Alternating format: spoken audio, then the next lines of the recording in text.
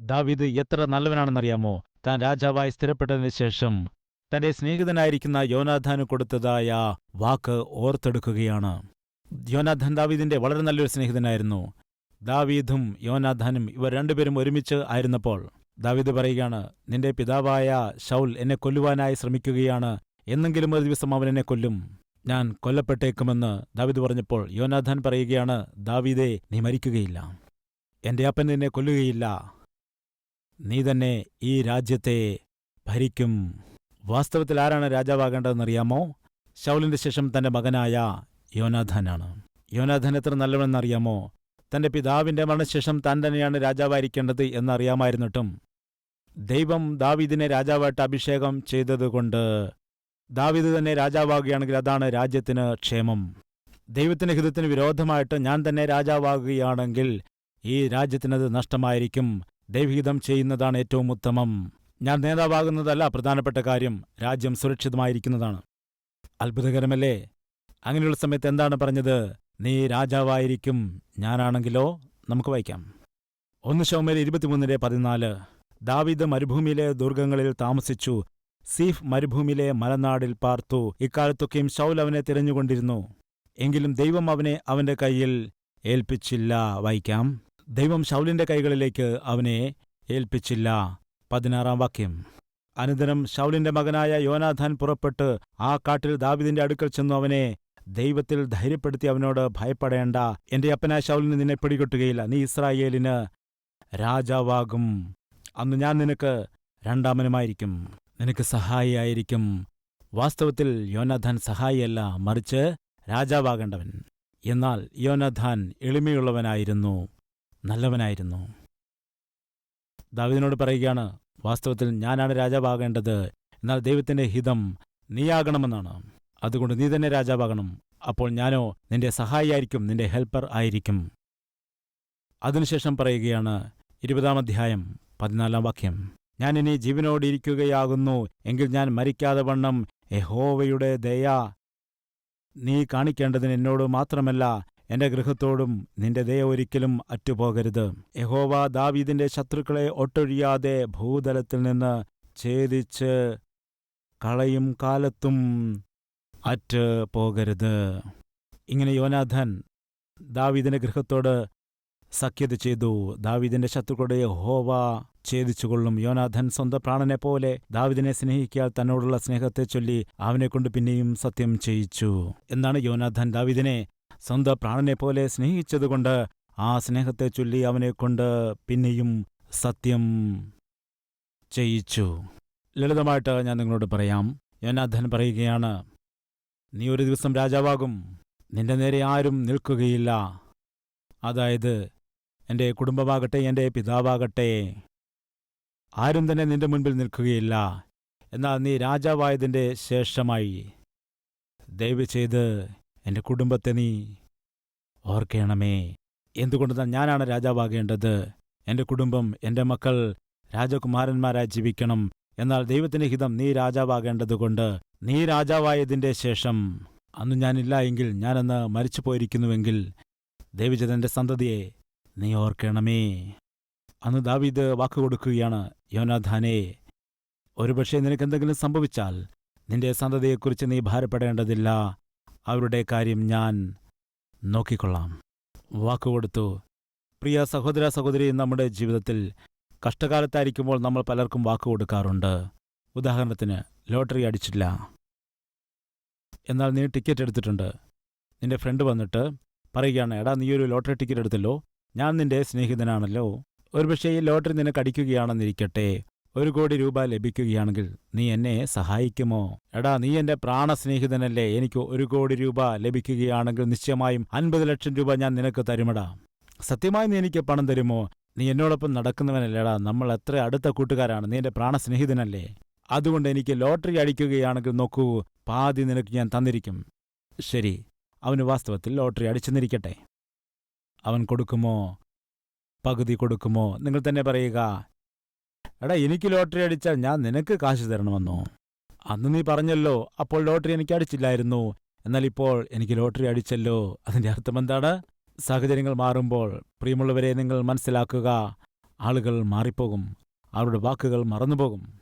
പണം വർദ്ധിക്കുന്തോറും, സുഖ സൗകര്യങ്ങൾ ഉണ്ടാകുന്തോറും, സാമ്പത്തികം വർദ്ധിക്കുന്തോറും, സ്വത്തുകൾ കൂടുന്തോറും എന്ത് സംഭവിക്കുമെന്നറിയാമോ?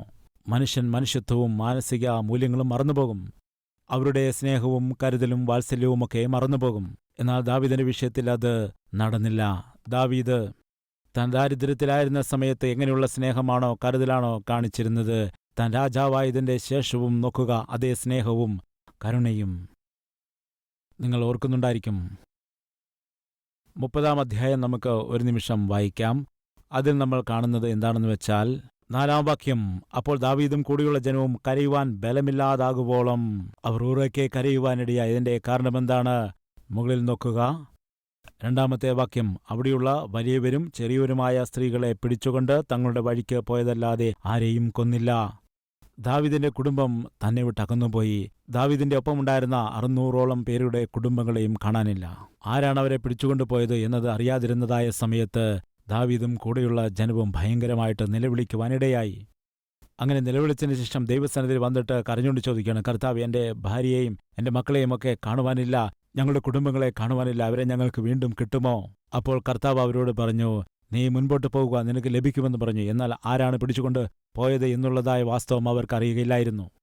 എവിടെയാണ്, ആരാണ് പിടിച്ചുകൊണ്ടുപോയെന്നറിയില്ല. എന്നാൽ ദൈവം ഉറപ്പിച്ച് പറഞ്ഞു, അവരെ നിങ്ങൾക്ക് ഉറപ്പായിട്ടും ലഭിക്കും എന്നുള്ള കാര്യം. പോകാൻ പറഞ്ഞുകൊണ്ട് പോവുകയാണ്. എന്നാൽ എവിടേക്ക് പോകുന്നതെന്നറിയില്ല, ആര് പിടിച്ചുകൊണ്ടുപോയെന്നൊന്നും അറിയില്ല.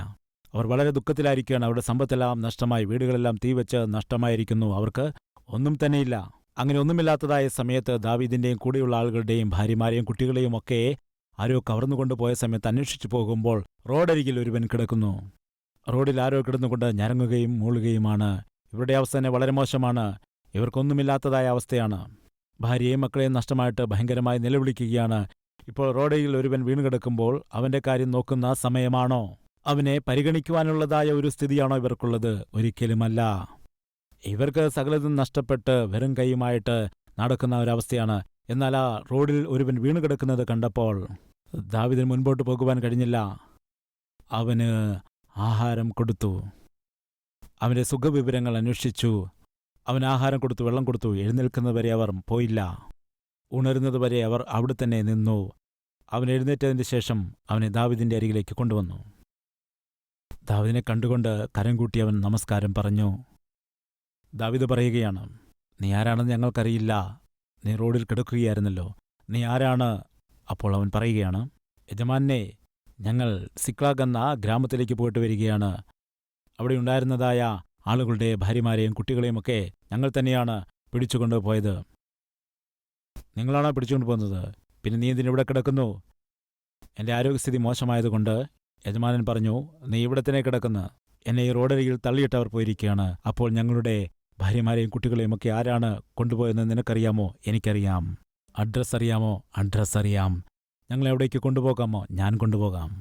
നോക്കൂ, ദൈവം എത്ര അത്ഭുതകരമായ വഴിയാണ് ഒരുക്കി കൊടുക്കുന്നത്. ദാവീദിന്റെ ഭാര്യയെയും മക്കളെയും അതുപോലെ കൂടെയുള്ളവരുടെ ഭാര്യമാരെയും മക്കളെയുമൊക്കെ ഇവർ വന്ന് തട്ടിക്കൊണ്ടുപോയിരിക്കുകയാണ്. ആർ കൊണ്ടുപോയി എന്ന് അവർക്കറിയില്ല. എന്നാൽ അമാലേക്യരാണ് കടന്നുവന്ന് ഇവരെ തട്ടിക്കൊണ്ടു പോയത്. ആർ പിടിച്ചുകൊണ്ടുപോയി എന്നറിയാൻ പറ്റാത്ത സാഹചര്യത്തിൽ ദാവീദ് ഭയങ്കരമായി നിലവിളിക്കുന്ന സമയം ദാവീദ് കാണിച്ചതായ ദയ, ദാവീദ് അവനോട് കാണിച്ചതായ കരുണ, തന്റെ കുടുംബത്തെ കാത്തു. ആരാണോ വീണുകിടന്നത് അവനിലായിരുന്നു മറുപടി. അവന് ആഹാരവും വെള്ളവും കൊടുത്ത് അവൻ ഉണർന്നെഴുന്നേറ്റതിന്റെ ശേഷം അപ്പോൾ ദാവീദ് പറയുകയാണ്, നീ ആരാകുന്നു എന്ന് പറയാമോ എന്ന് ചോദിക്കുമ്പോൾ അവൻ സകലതും പറയുകയാണ്. സിക്ലാഗ് എന്ന ദേശത്തേക്ക് ഞങ്ങൾ കടന്നു വന്നവരാണെന്നും അവിടെയുണ്ടായിരുന്ന ആളുകളുടെ ഭാര്യമാരെയും മക്കളെയും ഒക്കെ തട്ടിക്കൊണ്ടുപോയി എന്നും അവരുടെ വീടുകളൊക്കെ തീവെച്ച് അവരുടെ സമ്പത്തൊക്കെ ഞങ്ങൾ എടുത്തുകൊണ്ട് പോവുകയാണ്. പിന്നെ നീ എന്തിനിവിടെ കിടക്കുന്നു? ആരോഗ്യസ്ഥിതി മോശമാകൊണ്ട് എന്നെ യജമാനൻ ഇട്ടിട്ട് പോയി. അവന്റെ യജമാനൻ അവനെ അവിടെ വിട്ടിട്ട് പോയപ്പോൾ ഒന്നും അറിയാത്തവനായ ദാവീദ് അവനോട് കരുണ കാട്ടി. അങ്ങനെ ദയ കാണിച്ചതുകൊണ്ട് അവനിൽ നിന്ന് മറുപടി ലഭിച്ചു. ഞാൻ തന്നെ കൊണ്ടുപോകാമെന്ന് പറഞ്ഞപ്പോൾ ദാവീദിനെ അവന്റെ കൂടെ കൂട്ടിക്കൊണ്ടുപോകുവാനിടയായി. ദാവീദിന് നഷ്ടമായ ഭാര്യയെയും മക്കളെയും തിരികെ ലഭിക്കുവാനിടയായി. നഷ്ടമായ സ്വത്തുക്കളെല്ലാം തിരികെ ലഭിച്ചു. അമാലേക്യരുടെ നേരെ പടയോട്ടം നടത്തിയതുകൊണ്ട് എന്താണ് സംഭവിച്ചതെന്നറിയാമോ?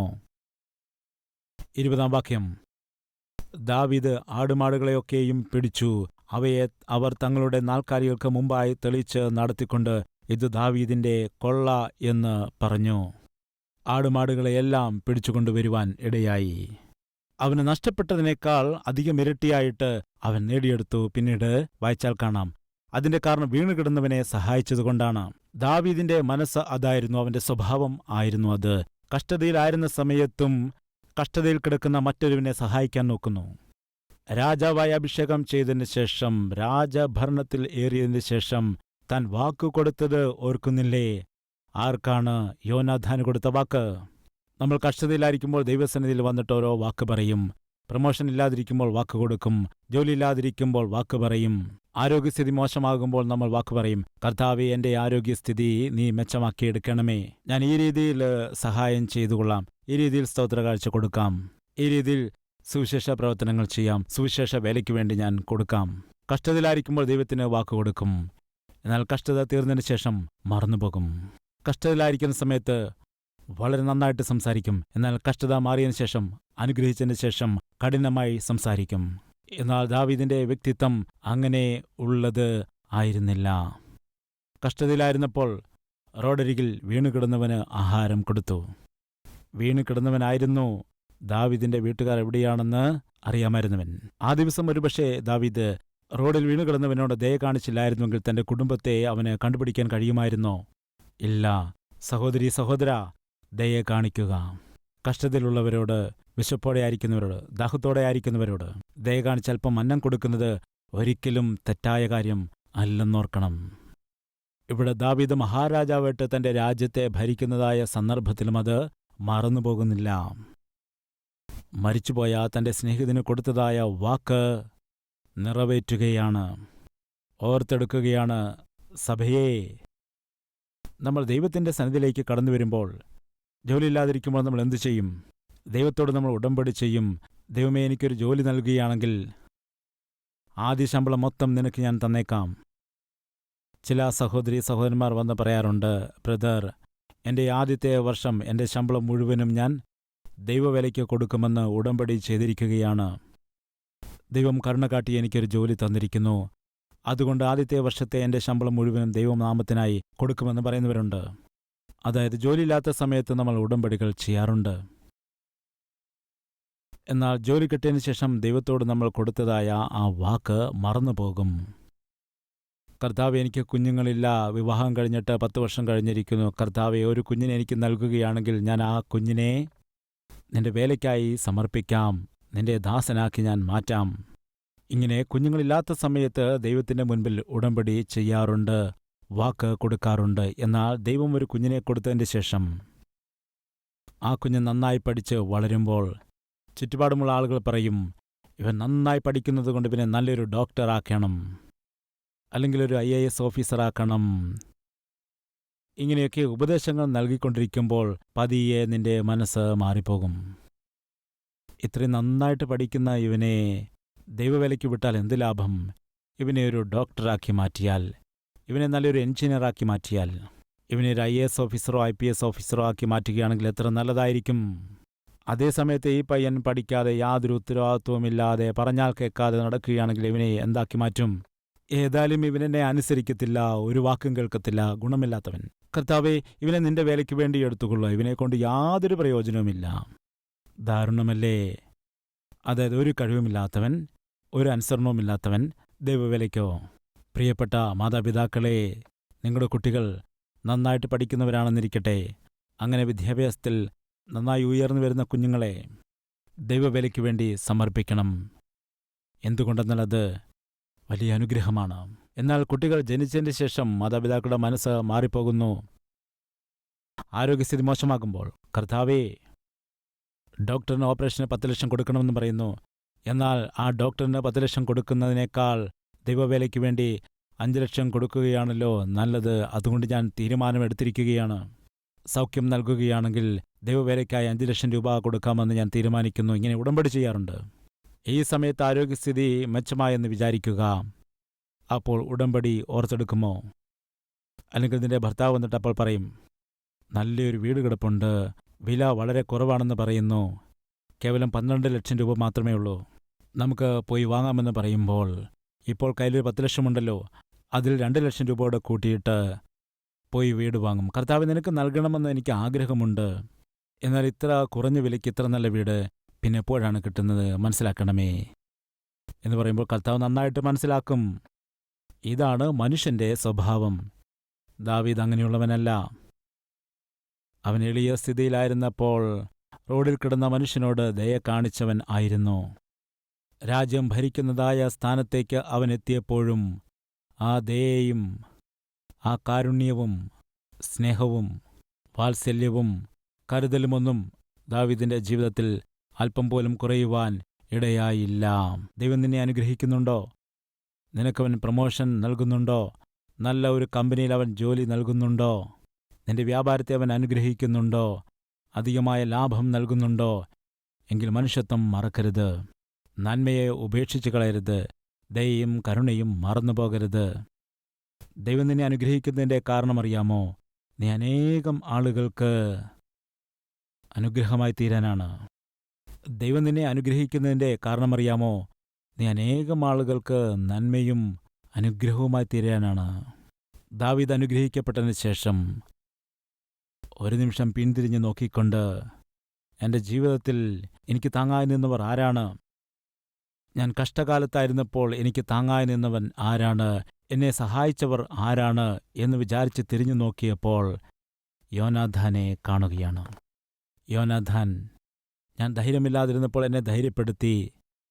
താഴ്ന്ന സ്ഥിതിയിലായിരുന്ന സമയത്ത് എന്നോട് കരുണ കാണിച്ചു, എന്നെ ആശ്വസിപ്പിച്ചു. ആ സ്നേഹിതനോട് ഞാനൊരു വാക്ക് കൊടുത്തിട്ടുണ്ട്, അവൻ്റെ മക്കളുടെ കാര്യം ഞാൻ നോക്കുമെന്ന്. അവൻ വാക്ക് പാലിക്കുകയാണ്. എപ്പോഴാണെന്നറിയാമോ? 8-ാം അധ്യായത്തിൽ നമ്മൾ എന്താണ് കണ്ടത്? വടക്ക് വശത്തുള്ള ശത്രുക്കളെ അവൻ ജയിച്ചു. തെക്ക് ദേശത്തുള്ള ശത്രുവിനെ ജയിച്ചു. കിഴക്ക് ദേശത്തുള്ള ശത്രുവിനെ ജയിച്ചു. പടിഞ്ഞാറ് വശത്തുള്ള ശത്രുക്കളെ ജയിച്ചു. അങ്ങനെ ജയോത്സവത്തോടുകൂടി അവൻ മുന്നേറുന്നതായ സമയത്ത് ദയയും കരുണയും ഒന്നും ഉപേക്ഷിച്ചില്ല. അതായത് നീ എത്രത്തോളം ഉയർത്തപ്പെട്ടാലും നിന്റെ നന്മയെ നീ ഉപേക്ഷിക്കരുത്. നല്ല മനസ്സിനെ നീ ഉപേക്ഷിക്കരുത്. ദയുള്ള മനസ്സ്, അതുപോലെ സ്നേഹമുള്ള മനസ്സ്, കരുണ ചെയ്യാൻ കഴിയുന്ന മനസ്സ്, നന്മ ചെയ്യാൻ കഴിയുന്ന മനസ്സ്, സഹായം ചെയ്യുവാൻ കഴിയുന്ന മനസ്സ് ഒരിക്കലും ഉപേക്ഷിച്ച് കളയരുത്. ഞാൻ നിങ്ങളോടൊരു വാസ്തവം പറയാം. ഈ ഭൂമിയിലേക്ക് ഞാനാകട്ടെ നിങ്ങളാകട്ടെ ഒരിക്കൽ മാത്രം വന്നവരാണ്. വീണ്ടും നമുക്ക് വരുവാനുള്ള സാഹചര്യം ഇല്ല. അതുകൊണ്ട് ആരെയെങ്കിലും സഹായിക്കണമെങ്കിൽ ഇപ്പോൾ തന്നെ സഹായിക്കണം. ആരെയെങ്കിലും കൈപിടിച്ചെഴുന്നേൽപ്പിക്കണമെങ്കിൽ ഇപ്പോൾ തന്നെ ചെയ്യണം. ആരുടെയെങ്കിലും തോളിൽ തട്ടി ആശ്വസിപ്പിക്കണമെങ്കിൽ ഇപ്പോൾ തന്നെ ചെയ്യണം. വാക്കുകൊണ്ട് സഹായം ചെയ്യാൻ കഴിഞ്ഞാൽ, പ്രവൃത്തി കൊണ്ട് ചെയ്യുവാൻ കഴിഞ്ഞാൽ, ആരുടെയെങ്കിലും വീട്ടിൽ ചെന്ന് അവരെ ആശ്വസിപ്പിക്കണമെന്നുണ്ടെങ്കിൽ, അവർക്ക് നന്മ ചെയ്യുവാനുള്ളതായ അവസരമുണ്ടെങ്കിൽ ഇപ്പോൾ തന്നെ ചെയ്യണം. എന്തുകൊണ്ടെന്നാൽ ഈ ഭൂമിയിലേക്ക് നിനക്ക് വീണ്ടും വരാനുള്ള ചാൻസ് ഇല്ല. ഭക്തനായിരുന്ന ജോൺ വെസ്ലി ഇപ്രകാരം പറഞ്ഞിട്ടുണ്ട്, ഭൂമി വിതയ്ക്കുന്ന സ്ഥലമാണ്, സ്വർഗമെന്നത് ഫലം കൊയ്യുന്ന സ്ഥലമാണ്. ഇങ്ങനെയാണ് പറഞ്ഞത്. അതിൻ്റെ അർത്ഥം എന്താണ്? ഭൂമിയിലാണ് നീ വിത്ത് വിതയ്ക്കുന്നത്, നീ സ്വർഗത്തിൽ അതിൻ്റെ ഫലം കൊയ്യും. സ്വർഗത്തിൽ നിനക്ക് നല്ല ഫലം കൊയ്തെടുക്കണമെന്നുണ്ടെങ്കിൽ നീ ഭൂമിയിൽ നല്ല വിത്തുകൾ വിതയ്ക്കുക, നന്മയുള്ളവരാകുക, നല്ല പ്രവൃത്തികൾ ചെയ്യുക, സ്നേഹം കാണിക്കുക, വാത്സല്യവും ദയയുമൊന്നും മറന്നു പോകരുത്. നിനക്ക് അനുജന്മാരും അനുജത്തിമാരുമൊക്കെ ഉണ്ടോ? ചേട്ടന്മാരും ചേച്ചിമാരുമൊക്കെ ഉണ്ടോ? അവരോട് കലഹിക്കരുത്. സ്വത്തിനെക്കുറിച്ചുള്ള അനാവശ്യ വഴക്കുകളുണ്ടാക്കി പരസ്പര സ്നേഹത്തെ നഷ്ടമാക്കി കളയരുത്. കുടുംബത്തിലുള്ള അംഗങ്ങളോട് സ്നേഹത്തോടുകൂടി പെരുമാറുക. എത്ര കാലം ജീവിച്ചിരിക്കുമെന്ന് അറിയില്ല. ഏതു നിമിഷവും മരിച്ചുപോയേക്കാവുന്ന മനുഷ്യരാണ് നമ്മൾ. ഇന്നലെ ഞാനൊരു വീഡിയോ കാണാനിടയായി. ഒരു ഫംഗ്ഷനിൽ ആ കുട്ടി ആങ്കറിംഗ് ചെയ്യുകയാണ്. സ്റ്റുഡൻ്റാണ്, വളരെ നന്നായിട്ട് സംസാരിക്കുന്നു, എല്ലാവരെയും പറഞ്ഞ് ചിരിപ്പിക്കുകയാണ്. അങ്ങനെ ചിരിപ്പിക്കുന്ന സമയത്ത് സംസാരിച്ച് പെട്ടെന്ന് വീഴുകയാണ്. ആളുകൾ എഴുന്നേൽപ്പിക്കാൻ നോക്കുമ്പോൾ മരിച്ചുപോയിരിക്കുന്നു. 20 വയസ്സുപോലും പൂർണ്ണമായില്ല. എന്താണെന്ന് പരിശോധിച്ചപ്പോൾ ഹാർട്ട് അറ്റാക്കാണെന്ന് പറയുന്നു. ആ ഹാർട്ട് എപ്പോഴാണ് അറ്റാക്ക് ചെയ്യുന്നതെന്ന് ആർക്കും അറിയാൻ കഴിയില്ല. ഞാൻ ജിമ്മിൽ പോകുന്നുണ്ട്. നീ ജിമ്മിൽ പോയാലും നീ എവിടെ പോയാലും തക്ക സമയമാകുമ്പോൾ മരണദൂതൻ കടന്നു വന്നാൽ നീ കടന്നു പോകേണ്ടി വരും. അതുകൊണ്ട് പറയുകയാണ്, എപ്പോൾ മരിച്ചു പോകുമെന്നറിയില്ല. അതുകൊണ്ട് ജീവിച്ചിരിക്കുന്ന കുറച്ചു കാലം നല്ല വ്യക്തിയായിട്ട് ജീവിച്ചുകൂടെ? ജീവിച്ചിരിക്കുന്ന അല്പനാളുകൾ സ്നേഹമുള്ള വ്യക്തിയായിട്ട് ജീവിച്ചുകൂടെ? യോനാഥാൻ ജീവിച്ചിരുന്നിടത്തോളം ദാവീദിന് തുണയായിട്ട് നിന്നു, പിന്നെ മരിച്ചുപോയി. ഇപ്പോൾ യോനാഥാന്റെ കുടുംബത്തിൽ ആരെങ്കിലും ജീവനോടെ ശേഷിക്കുന്നുണ്ടോ? ദാവീദ് എൻക്വയറി ചെയ്യുകയാണ്. ആ വചനം എനിക്ക് ഒരുപാട് ഇഷ്ടപ്പെട്ടു. 2 ശമൂവേലിന്റെ പുസ്തകം 9-ാം അധ്യായം 1-ാമത്തെ വാക്യം നമുക്ക് വായിക്കാം. അനന്തരം ദാവീദ്, ഞാൻ യോനാഥാന്റെ നിമിത്തം ദയ കാണിക്കേണ്ടതിന് ശൗലിന്റെ കുടുംബത്തിൽ ആരെങ്കിലും ശേഷിച്ചിരിക്കുന്നുവോ എന്ന് അന്വേഷിച്ചു. ദയ കാണിക്കേണ്ടതിന്, അത് അണ്ടർലൈൻ ചെയ്യുക. അടുത്തെന്താണ് എഴുതിയിരിക്കുന്നത്? ആരെങ്കിലും ശേഷിച്ചിരിക്കുന്നതിന്, അതും അണ്ടർലൈൻ ചെയ്യുക. ഇപ്പോൾ ചേർത്ത് വായിക്കുക. ഞാൻ ദയ കാണിക്കേണ്ടതിന് വേണ്ടി ആരെങ്കിലും ശേഷിച്ചിരിക്കുന്നുവോ? ഇതാണ് ഞാൻ നിങ്ങളും ചെയ്യേണ്ടത്. അനുഗ്രഹിക്കപ്പെട്ടുവോ? എനിക്ക് ആരെങ്കിലും സഹായിക്കുവാൻ കഴിയുമോ? ആരെങ്കിലും കഷ്ടതയിലായിരിക്കുന്നുവോ? നന്നായി സംസാരിക്കാനുള്ള താലന്ത് ദൈവം തന്നിട്ടുണ്ടോ? ആശ്വസിപ്പിക്കാൻ കഴിയുന്ന മനസ്സ് ദൈവം തന്നിട്ടുണ്ടോ? ആരെങ്കിലും കഷ്ടതയിലായിരിക്കുന്നുവോ? അവരോട് നല്ല വാക്കുകൾ പറയാനുള്ള അവസരമുണ്ടോ എന്ന് അന്വേഷിക്കുക. യോനാഥാന്റെ നിമിത്തം ദയ കാണിക്കേണ്ടതിനു വേണ്ടി കുടുംബത്തിൽ ആരെങ്കിലും ശേഷിക്കുന്നുവോ എന്ന് അന്വേഷിക്കുക എന്ന് പറഞ്ഞപ്പോൾ ഭൃത്യൻ വന്ന് പറയുകയാണ്, രാജാവേ, മെഫിബോശെത്ത് എന്ന് പറയുന്ന ഒരു വികലാംഗനുണ്ട്. അവൻ ആ കുടുംബത്തിൽ ജീവിച്ചിരിക്കുന്നു. ദാവീദ് പറഞ്ഞു, അവനെ വിളിച്ചുകൊണ്ടുവരൂ. കടന്നു വന്നു. വന്നതിന്റെ ശേഷം എന്താണ് സംഭവിച്ചത്? അപ്പോൾ ദാവീദ് രാജാവ് ആളയച്ചു. ലോദേബാരിൽ അമ്മിയേലിന്റെ മകനായ മാഖീരിന്റെ വീട്ടിൽ നിന്ന് അവനെ വരുത്തി. 6-ാമത്തെ വാക്യം വായിക്കുകയാണ്. ശൗലിന്റെ മകനായ യോനാഥാന്റെ മകൻ മെഫിബോശെത്ത് ദാവീദിന്റെ അടുക്കൽ വന്നു സാഷ്ടാംഗം വീണ് നമസ്കരിച്ചു. ദാവീദ് മെഫിബോശെത്തേ എന്ന് വിളിച്ചതിന് അടിയൻ എന്നു അവൻ പറഞ്ഞു. ദാവീദ് അവനോട്, ഭയപ്പെടേണ്ട, നിന്റെ അപ്പനായ യോനാഥാന്റെ നിമിത്തം ഞാൻ നിന്നോട് ദയ കാണിച്ചു. നിന്റെ അപ്പനായ ശൗലിന്റെ നീളമൊക്കെയും നിനക്ക് മടക്കിത്തരുന്നു. നീയോ നിത്യം എന്റെ മേശയിങ്കൽ ഭക്ഷണം കഴിച്ചുകൊള്ളേണം എന്ന് പറഞ്ഞു. നീ എല്ലായ്പ്പോഴും രാജകുമാരനെ പോലെ എന്നോടൊപ്പം തന്നെ ആഹാരം കഴിക്കണം. എത്ര നല്ലവനാണ്! നിന്റെ പിതാവ് ജീവിച്ചിരുന്നുവെങ്കിൽ നിന്റെ പിതാവിനോടൊപ്പം നീയും എന്നോടുകൂടെ ആഹാരം കഴിക്കുമായിരുന്നു. നിന്റെ പിതാവില്ല, എന്നാൽ നിന്റെ പിതാവ് എൻ്റെ നല്ല സ്നേഹിതനായിരുന്നു. പിതാക്കന്മാരെ, നമ്മൾ മരിച്ചുപോയാലും ശരി, നമ്മുടെ നന്മ മറ്റുള്ളവർ നമ്മുടെ മക്കൾക്ക് പറഞ്ഞു കൊടുക്കണം. ഒരു ദിവസം നിങ്ങൾ കണ്ണുകളടയ്ക്കും. കണ്ണുകളടച്ചാലും ശരി, നിങ്ങൾ നിമിത്തം നിങ്ങളുടെ മക്കൾ നന്മ പ്രാപിക്കാനിടയാകണം. ദാവീദ് പറയുകയാണ്, ശൗലിന് ഉണ്ടായിരുന്നതായ സ്വത്തുക്കളെല്ലാം തന്നെ നിനക്ക് തിരിച്ചു തരാം. അതുമാത്രമല്ല, അവനോട് പറയുകയാണ്, നീ ജീവിച്ചിരിക്കുന്നിടത്തോളം നീ എന്നോടൊപ്പം ഈ രാജകൊട്ടാരത്തിൽ ഞാൻ കഴിക്കുന്ന മേശമേൽ നിന്ന് ആഹാരം കഴിച്ചുകൊള്ളേണം. യോനാഥാന് കൊടുത്തതായ വാക്ക് ദാവീദ് ഇവിടെ പാലിക്കുകയാണ്. നമ്മൾ ദയ കാണിച്ചാൽ ഒരു ദിവസം ആ ദയ നമുക്ക് തിരികെ ലഭിക്കും. യോനാഥാൻ ദയ കാണിച്ചു. താൻ രാജകുമാരനായിരുന്ന സമയത്ത്, ദാവീദ് ജീവനെ പേടിച്ച് ഓടി നടക്കുന്ന സമയത്ത് ദയ കാണിച്ചു, കരുണ കാണിച്ചു, സ്നേഹത്തോടെ സംസാരിച്ചു. അതിനു പകരം ദാവീദ് ഇപ്പോൾ ദയ കാണിക്കുന്നു. ഒരു പാവപ്പെട്ട വ്യക്തിക്ക് ഒരു ഗ്ലാസ് ചായ കൊടുത്തതായ വ്യക്തി ചെയ്ത സഹായം അവസാനം എന്തായെന്ന് നോക്കാം. നമുക്ക് കാണാം. ഒരു നല്ല ഷോർട്ട് ഫിലിം നോക്കാം. കള്ളൻ എന്ന് പറഞ്ഞുകൊണ്ട് ആ ചെറിയ കുട്ടിയെ ആ മരുന്ന് കടയുടെ ഉടമ അടിക്കുന്നു. എന്റെ അമ്മയ്ക്ക് സുഖമില്ലാത്തത് കൊണ്ടാണ് ഞാൻ മരുന്ന് മോഷ്ടിച്ചത്. അടുത്തുള്ള ചായക്കടക്കാരൻ അത് കണ്ടുകൊണ്ട് അടുത്ത് വരുന്നു. നിന്റെ അമ്മയ്ക്ക് സുഖമില്ലേ? അതെ. ആ ചായക്കടക്കാരൻ പണം കൊടുത്തുകൊണ്ട് മരുന്ന് വാങ്ങിച്ചു.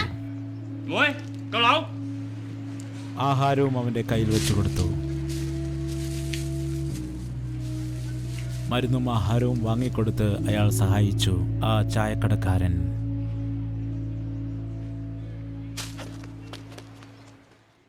മുപ്പത് വർഷങ്ങൾക്ക് ശേഷം അഗ്നി ചെയ്തതായ ആ നന്മപ്രവൃത്തി, അതുപോലെ സഹായം ചെയ്യുന്ന ആ മനസ്സും അയാൾ ഇപ്പോഴും കാത്തു സൂക്ഷിക്കുകയാണ്. ആഹാരം കൊണ്ടുപോകൂ.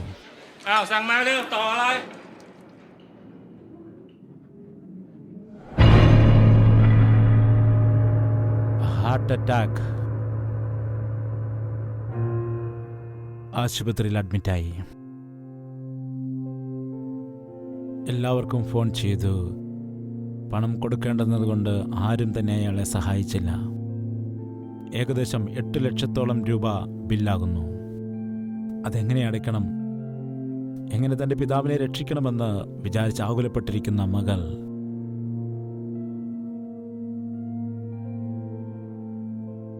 തൻ്റെ അവസ്ഥയെല്ലാം ആ ഡോക്ടറോട് പങ്കുവയ്ക്കുകയാണ്.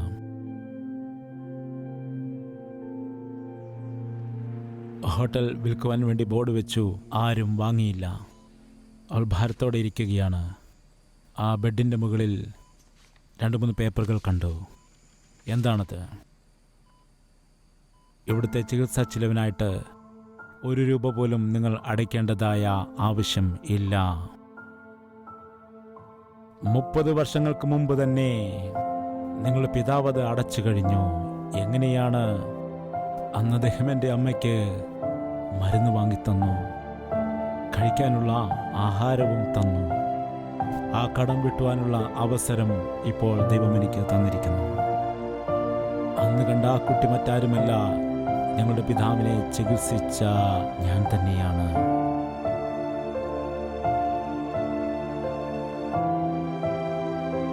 ആ കുട്ടി തന്നെയാണ് ഈ ഡോക്ടർ. പ്രിയ സഹോദരീ സഹോദരന്മാരെ, അന്ന് ആ ചായക്കടക്കാരൻ ചെയ്തതായ ആ നന്മ, അന്ന് ചെയ്ത സഹായം 30 വർഷങ്ങൾക്ക് ശേഷം തിരികെ ലഭിച്ചു. നന്മയ്ക്കുള്ള സ്വഭാവം അതാണ്. നല്ല സ്വഭാവത്തിൻ്റെ പ്രത്യേകത അതാണ്. നിങ്ങൾ ദയ കാണിക്കുക, ആ ദയ മറ്റൊരു ദിവസം തിരികെ നിങ്ങളുടെ അരികിലേക്ക് വരും. അതുകൊണ്ട് ദയയില്ലാത്തതായ, സ്നേഹവും കരുതലുമൊക്കെ കുറഞ്ഞു പോകുന്നതായ ഈ അന്ത്യദിനങ്ങളിൽ ദൈവസ്നേഹത്തെ പ്രവൃത്തിയിൽ കൂടെ കാണിക്കാം. നമുക്ക് പ്രാർത്ഥിക്കാം.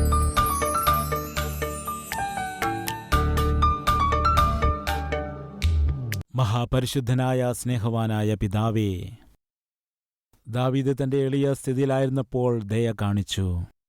രാജ്യം ഭരിക്കുന്ന സ്ഥാനത്തെത്തപ്പെട്ടപ്പോഴും ആ ദയയെ കാണിച്ചു. അതിനുള്ള മനസ്സ് ഞങ്ങൾക്കും നീ നൽകണമേ.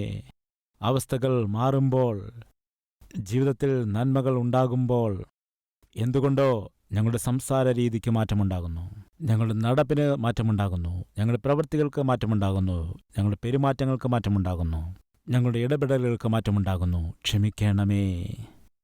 നീ ഞങ്ങളെ അനുഗ്രഹിക്കുന്നത് ഞങ്ങൾ നിഗളിക്കാനല്ല, നീ ഞങ്ങളെ അനുഗ്രഹിക്കുന്നത് മറ്റുള്ളവർക്ക് പങ്കുവയ്ക്കുന്നതിന് വേണ്ടിയാണ്.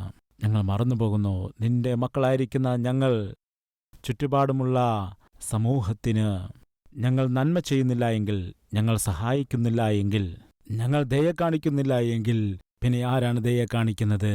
കർത്താവേ, ദയ കാണിക്കാനുള്ള മനസ്സ് തരണമേ. നിന്റെ മനസ്സ് ഞങ്ങൾക്ക് നൽകണമേ. ദാവീദ് താൻ ഉയർത്തപ്പെട്ടിട്ടും തൻ്റെ നന്മ മാറ്റിക്കളയുവാനിടയായില്ലല്ലോ. അതുപോലെ യോനാഥാന്റെ നന്മയാണ് തൻ്റെ മക്കൾക്ക് അനുഗ്രഹമായിട്ട് മാറിയത്. ഓരോ മാതാവിൻ്റെയും പിതാവിൻ്റെയും നന്മയാണ് മക്കൾക്ക് അനുഗ്രഹമായിട്ട് മാറുന്നത്. ഞങ്ങൾ ഈ ലോകത്തെ വിട്ടു പോകുന്നതായ സമയത്ത് നന്മകളെ വിട്ടിട്ട് പോകണം, നല്ല സാക്ഷ്യത്തെ വിട്ടിട്ട് പോകണം, നല്ല പ്രവൃത്തികളെ വിട്ടിട്ട് പോകണം. കർത്താവേ, അതിനുള്ള കൃപ ഞങ്ങൾക്ക് നൽകണമേ. നിന്റെ സ്നേഹത്തെ ലോകത്തിന് വെളിപ്പെടുത്തുവാനുള്ള കൃപ ഞങ്ങൾക്ക് നൽകുമാറാകണമേ എന്ന് യേശുക്രിസ്തുവിന്റെ നാമത്തിൽ അപേക്ഷിക്കുന്നു പിതാവേ. ആമേൻ.